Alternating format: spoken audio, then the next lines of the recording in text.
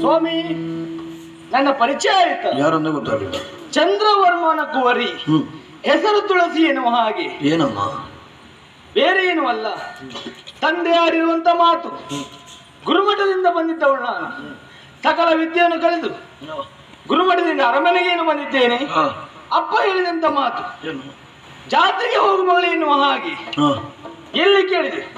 ನಮ್ಮ ಕ್ಷೇತ್ರ ಗೋಳಿಗಡಿ ಕ್ಷೇತ್ರ ಜಾತ್ರಾ ಮಹೋತ್ಸವ. ಅಲ್ಲಿವರೆಗಾಗಿ ನೀನು ಹೋಗಬೇಕು.